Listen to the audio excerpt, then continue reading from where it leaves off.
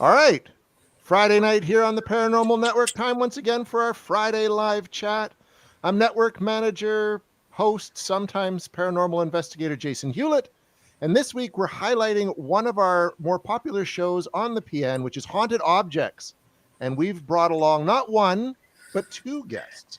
One of them being host Evan O'Hare, and then the other one being creator, director, editor, writer guy, just the guy that kind of does a whole bunch of stuff behind the scenes. Jason Morris, also editor on We Want to Believe and Hunting the Haunted. Welcome, gentlemen. Thank you so much for coming on.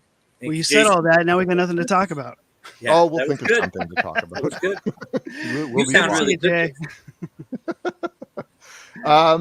So I guess why don't we start with the beginning? Like, Jason, I remember when you pitched Haunted Objects to me, like it must have been almost a year ago now. Yeah, it's a little I think we're a little under a year. I think it was like maybe September or something like that. Yeah, it's almost been a year. Yeah. Where did the idea for Haunted Objects come from for you? You know, it's kind of funny because, and you know this, but nobody else really knows this, is that you guys, at the same time I was coming up with this idea, you had just shot an episode of We Want to Believe about haunted objects. Yes. And that's right. So for the folks at home, how it works is they'll shoot episodes and then they'll send me the raw footage. And sometimes I haven't like looked at it for a long time because I shoot them way ahead of schedule. Almost a year now. Yeah, it had been a while, I guess, since you had shot that from the point where I actually viewed it. And I had been coming up with this idea for Haunted Objects for a little while because I had recently watched an old show called Friday the 13th, which had nothing to do with the movie, right? But it was a television show from the 80s where it takes place in like a curio shop. And there was all these objects there that were haunted, and they had to go around and try to find these objects that had been sold so that these spirits didn't hurt anybody or whatnot. So I thought it'd be kind of cool to feature real objects like that are out there in the world that have been reported as being haunted or whatever it might be.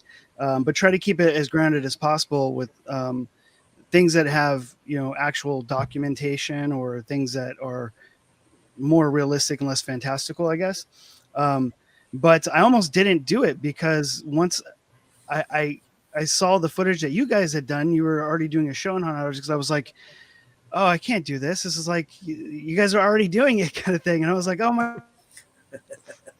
That was our bad, Just, I hadn't looked at the footage you guys had sent in or anything and didn't know that it was a thing. But you guys had, I think you guys had already like shot it like a month or two before.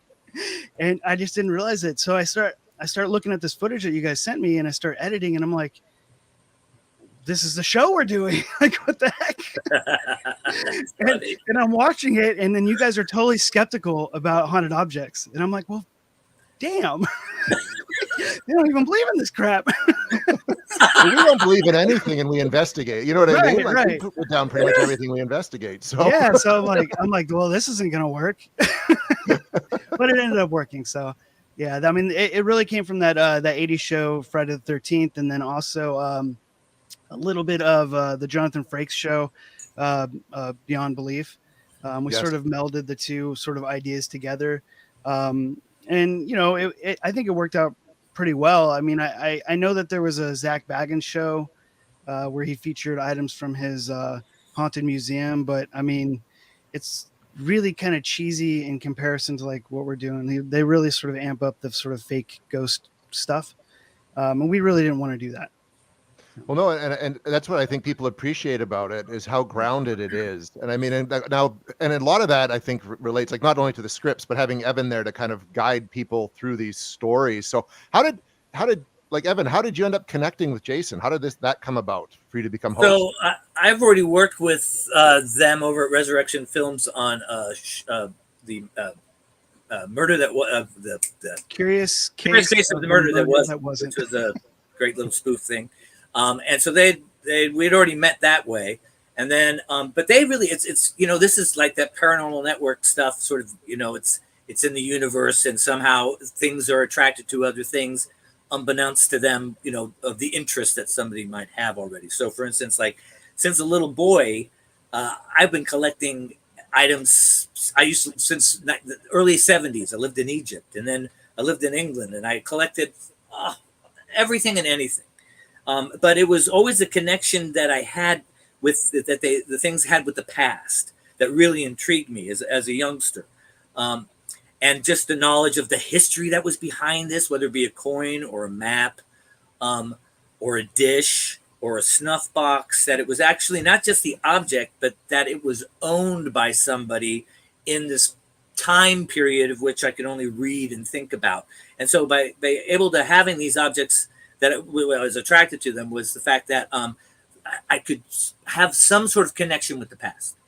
So that wasn't just like an obsession to collect sort of thing. And then when they called me up about this, it's one of those things. Well, like they couldn't have asked the more perfect person who was designed and ready to fill those, shoes and to do something like this. Because, number one, when I walk into an antique store, I actually do have an affiliation with these things. Certain items will gravitate towards me, or I'll gravitate towards certain items. And if I make a purchase or anything, then I get into the whole history of stuff. So I'm big on art nowadays, and I like finding art that I'm attracted to, and then finding out all about the artist and who this person was, and digging back in the background of who owned it. And I don't know, I just I find that really fascinating. So the first day that we were on set shooting in San Anselmo, I was able to be present in the moment. I really do live and try to stay in the moment. Like right now, I'm here. I'm not anywhere else.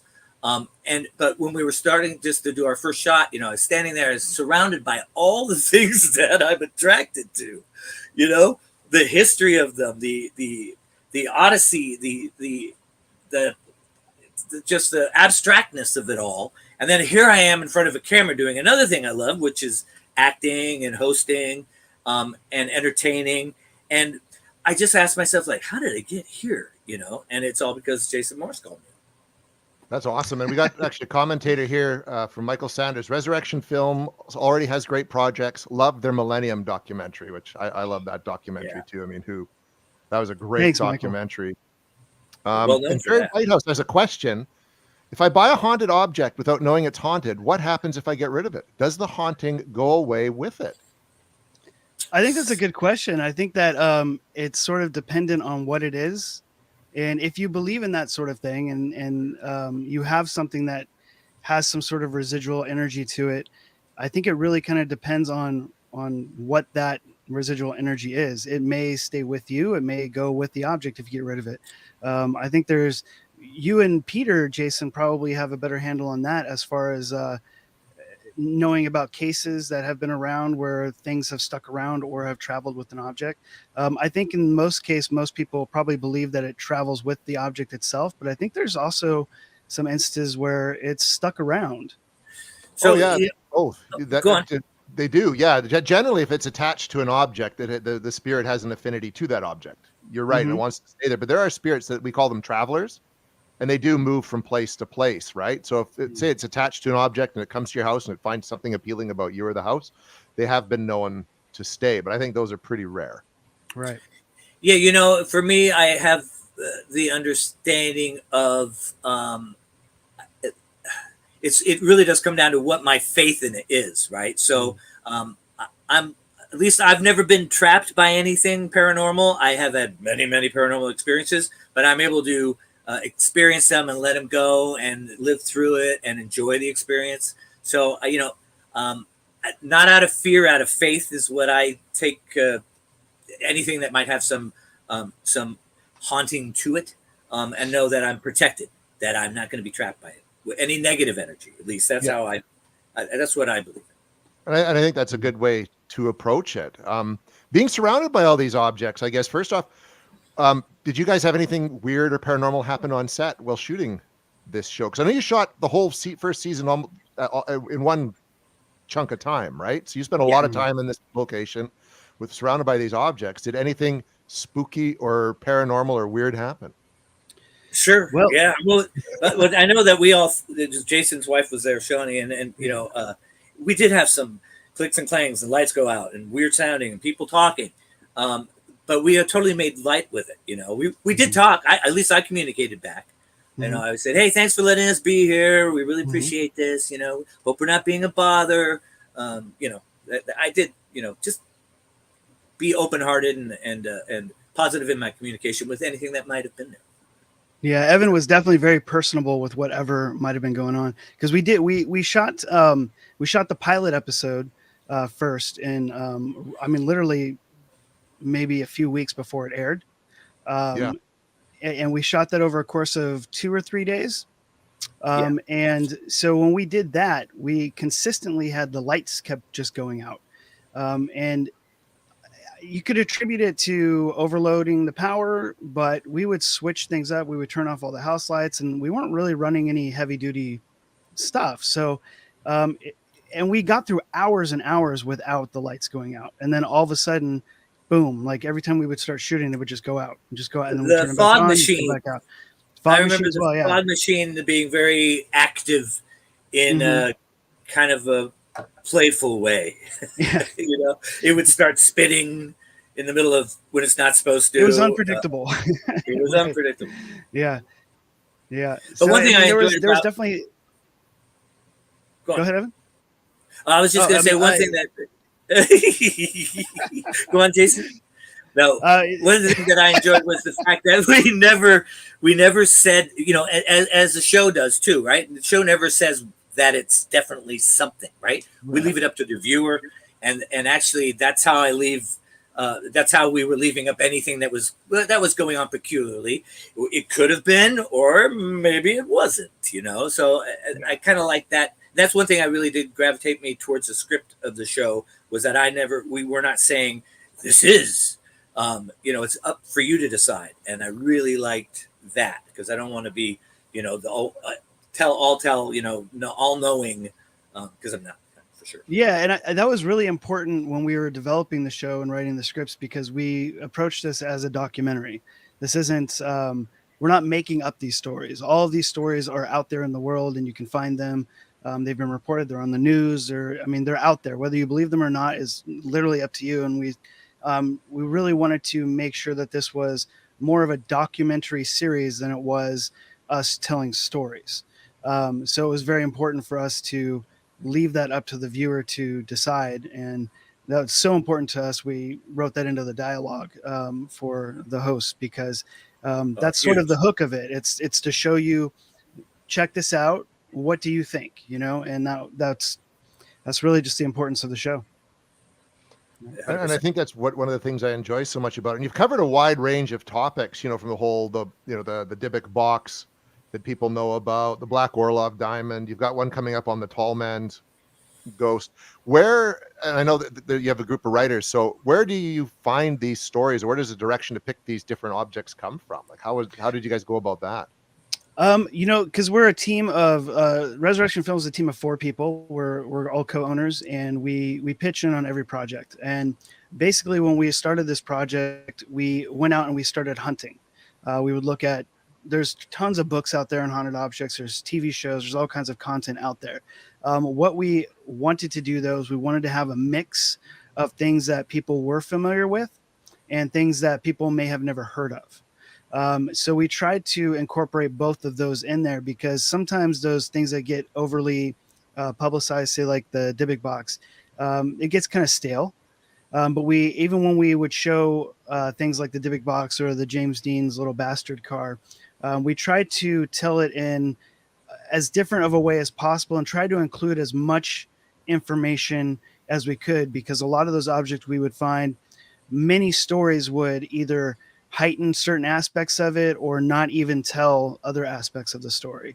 So we tried to be as inclusive as possible with those, so that people really could sort of determine whether they, believed that this was a true object or not.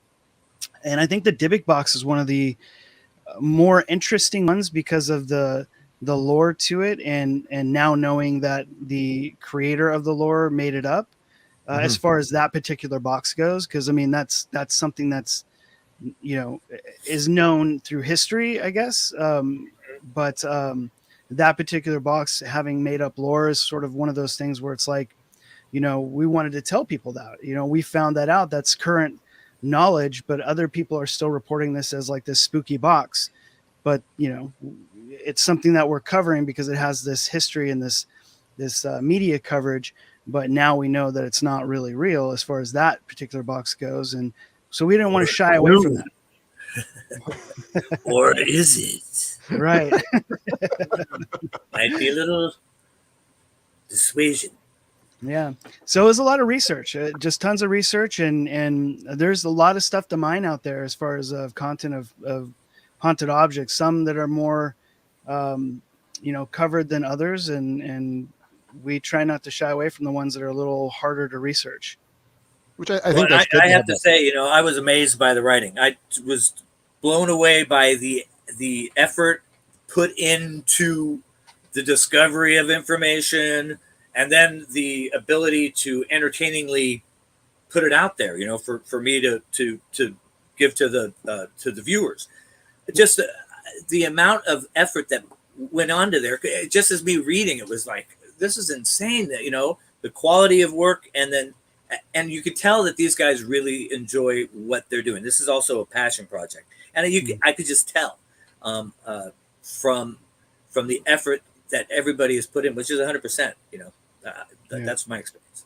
Well, and that's a good thing about the writing, though, is that it's, even though it's documentary style writing, it can get very dry, and that's one of the main reasons why we approached Evan for this as the host, because Evan, as you can tell, he's extremely animated, he's well spoken, he has this charisma to him, and so he really brings that to the show, and he livens it up, because you could tell, like, if you just strip away like the Evan persona, these stories can end up being pretty dry, no matter how creatively we write them. You need somebody like him that has the charisma to get it across to an audience. Oh, absolutely. Now, Evan, where did you get? And I appreciate kind of where you bring your character in for that host. Like, he seems a little bit like Rod Serling in a way, and then a little bit Robert Stack, and even I think Leonard Nimoy from In Search of. There, how did you find the character of the host? So that it was so funny that you said that, because Jason had just sent me the script. He just asked me if I was interested in doing this, and we really only had a short bit of time to go down and do the pilot.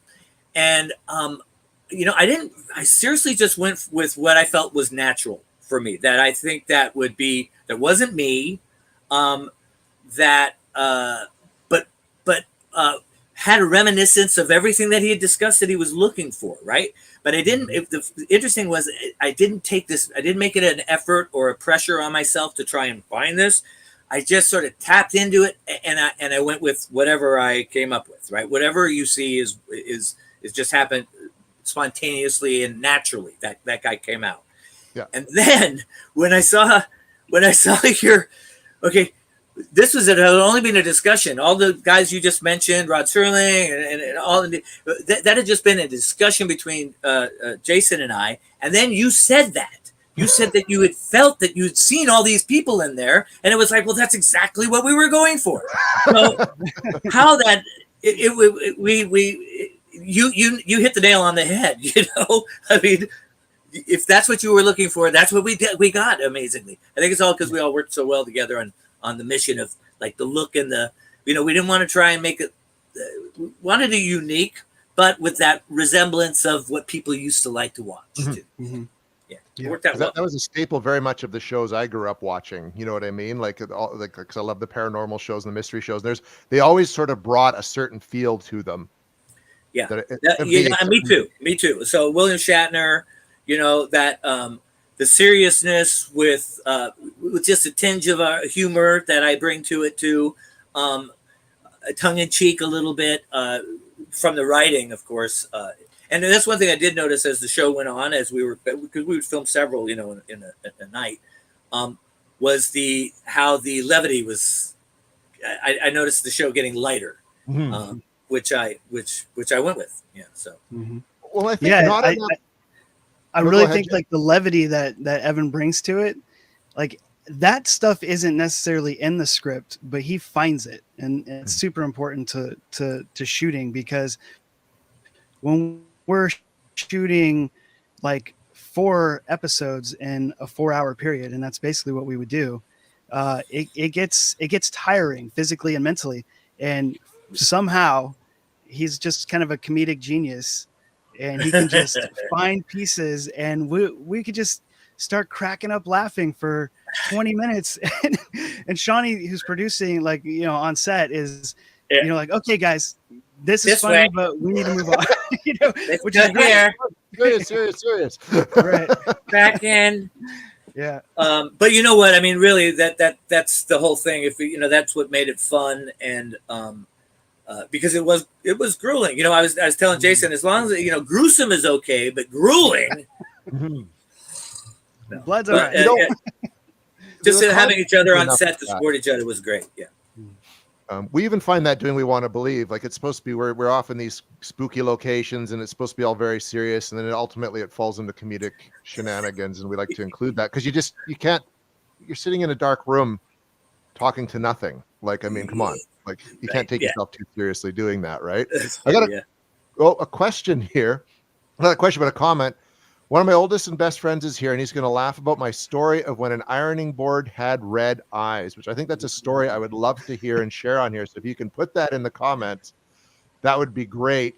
We only got about 10 or so minutes left, guys. I want each of you to kind of share what your favorite haunted object has been so far and why. And Evan, why don't we start with you on that? So far, out of all the haunted objects you've talked about, what's been your favorite one on the show? So my favorite one would have to be Elmo. Oh, yes. You stole it. They stole my object. Yeah, Elmo, because for several reasons. One, because I really believe as a child, like we're more open to actual things that might be actual paranormal that aren't made up in our heads, or invisible friends and stuff. And I do believe that objects that resemble people that we can have relationships with can empower more than just the imagination. And with even as adults, we talk to our dolls still. I if there's an old teddy bear that I've had from years ago, I go, "Good night, Teddy." I'm 57. I'm saying good night to Teddy, just in case Teddy actually has something, because we do have a relationship. I've had him since I was 9. Oh, yeah. And then and then that one in particular has so many angles to it being able to be true, right? One, somebody at Mattel might have done that, a couple of beers and gone like, "Hey, let's program this doll to say whatever," which could happen. And then the doll is now actually not haunted, but it's done by human manipulation. Or was it? Or was this doll actually somehow transfixed and gone through a different metamorphosis and changed and been able to communicate with, be utilized as the communication device to a little boy from a spirit? That's not for me to answer, but that's what I liked about that episode particularly, is that it showed the potential of both, showed both possibilities, and then left it up with the viewer. And then I had a lot of fun with that doll anyway. So. Oh yeah, and I think too, there's a tie-in, like just from the Child's Play films growing up and the killer doll. That's what I sort of, and I remember that when that news story came out about that whole event happening. I clearly remembered that, so I thought that was so cool to include that in the show. I thought that was genius. And sometimes I always think like there's just a big when things are more able to explain away by going, "Oh well, yes, with the doll, they thought it was haunted, but in fact it was 2 workers there who had programmed the doll," and people go, "Oh, of course that's what happened." That maybe that's just the way to excuse they would never admit to that, though. I mean, no. That's also my favorite haunted. I have 2. I've got the Elmo doll, just because it's so it's such a famous childhood like toy, and I mean, I couldn't imagine that happening to my kid, and this doll of his saying "kill Danny," I mean, like, that's so creepy. Right? I mean, it doesn't even have to be haunted. That shit's going out. Like, it's not staying in the house, but it's just like, it's just such a crazy story, and that it actually I mean, you can, they've got video of it recorded, playing that back, and however it happens, whatever, if it's possessed, if it's somebody in a, manufacturing line doing that or whatever. It's a crazy story either way. My second one though is the Refical movie, the filmmaker making the movie called Refical, which is Lucifer backwards. And it's not that the film itself being haunted or anything like that. It's the idea of this person being a filmmaker myself. I know how intense it could be to make a film and how easy it is to sort of get sucked into what you're doing. But that's a whole other level for somebody to really let that sort of darkness attach to you and go down that kind of route. It's kind of a crazy story. True or not, I don't know. But as far as like what happened to him and what he's feeling, what he was going through, it's pretty crazy, so that's my second favorite one, I think, because not only is it dealing with film, but just the whole idea of that sort of attachment, that dark attachment that he had.